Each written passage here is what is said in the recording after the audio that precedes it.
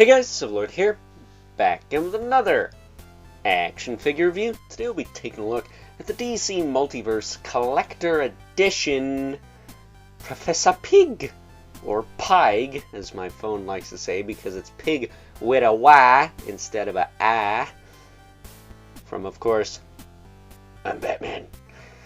That said, this, of course, is also brought to us by the fine folks over at McFarlane Toys, who will remain fine folks despite the fact that I have one teensy, eensy, weensy little issue with this figure. You probably know what it is.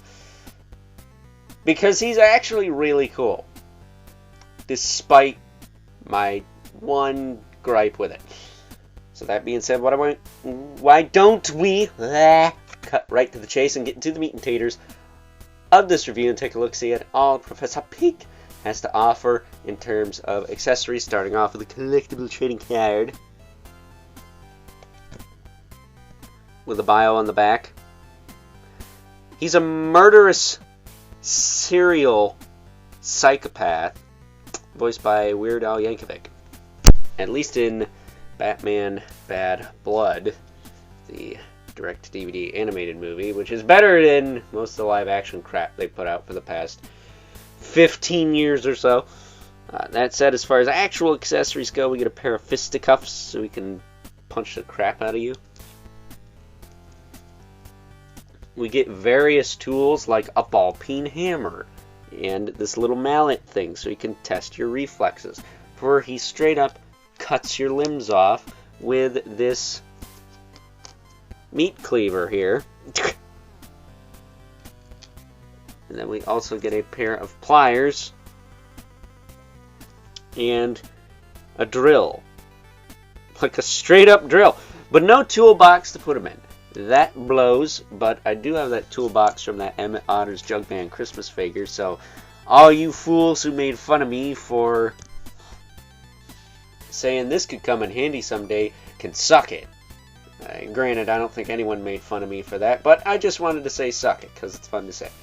That said, we also get the hockey puck display stand. Wow, that was in there. The hockey puck display stand we're used to seeing with all McFarlane Toys releases. And an apron that is an absolute bitch in all caps to get to stay on this figure. Oh my god, I struggle with this thing for hours, probably. Here's the knot on the back that I managed to get out of it. Is it perfect? No. Do I care? No. It's on there, and it's staying there, and it's not coming off ever again. Freaking pain in the arse. Other than that, I don't mind the apron being made out of this material. It's literally like a smock, but I am going to have to heat this a little bit, I think, and get it to work on his body a little more, because as it stands, it's kind of flared out a bit.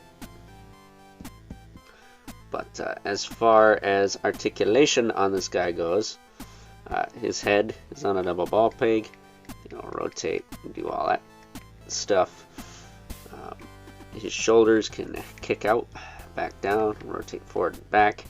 He does have that beautiful butterfly rotator cap thing, but I'm not really gonna. I guess I am. There we go.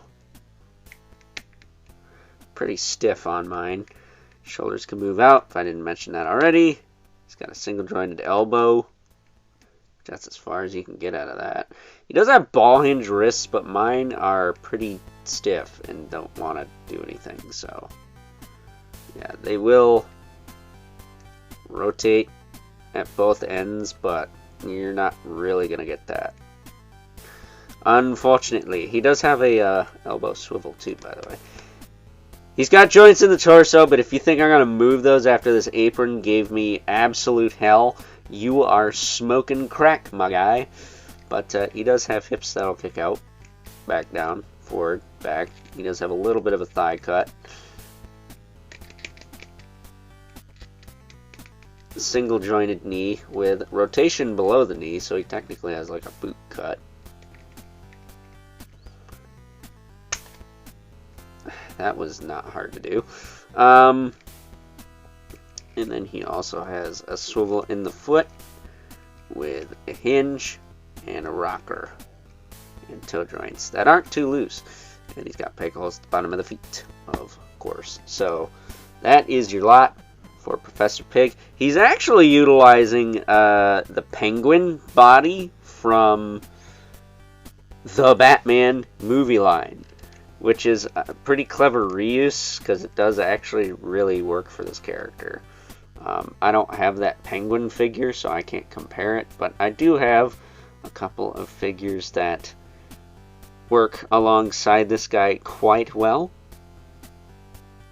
So with that being said, I think it is now time that we move right along and take a look at some size comparisons. First up, here is good old Professor Pig. Maybe not so good old because he is a serial killer, question mark. I don't know if he's like a Jason Voorhees type or a Jigsaw from Saw type, but either way, he's a pretty bad dude. But at any rate, we have him alongside the Page Punchers Damian Wayne Robin from quite a while ago, as well as the, oh gosh, Batman Reborn, Dick Grayson as Batman, because, not for nothing, Damian Wayne did come with that cracked Professor Pig mask, and Professor Pig is a villain that appears in the comics that these two figures hail from. So, we have a set going on here.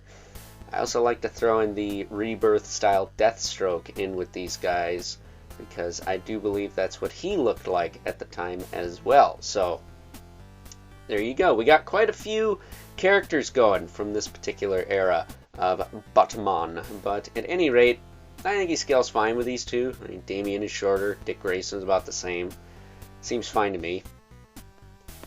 Getting them out of here though. Bringing our two regulars, the Mythic Legion's Brother Mandibilith, right here. And the infamous 11 Spawn, who's probably not towering over everyone today. No, he's a little taller, but not towering. But he also has a thing against serial killers. I mean, just ask Billy Kincaid. Is that his name, Billy Kincaid? Psycho ice cream man that he shoved popsicle sticks in his keister. At any rate, why don't we wrap things up with some final thoughts before things get ugly. Overall, and aside from the apron being a total pain in the scrot, I have to say that I thoroughly enjoy this figure of good old Professor Pig. Again, not to be confused with Peppa Pig. Really. I don't think she's into body horror like that. Or maybe she is. I don't know. But at the end of the day, this is a character that doesn't have a lot of action figure options out there, and this is a pretty good one. I would even argue that the Platinum is a good one, even though that is a very minimal appearance look for the character. I would say if you're trying to build a Batman Rogues Gallery for your DC Universe collection or DC Multiverse collection, whichever, this is one to pick up. Because the only other option is the old DC Collectibles one, and we know what happens to old DC Collectibles figures, don't we? So, with that being said, hope you guys enjoyed this review, and until next time, I'll catch you guys later.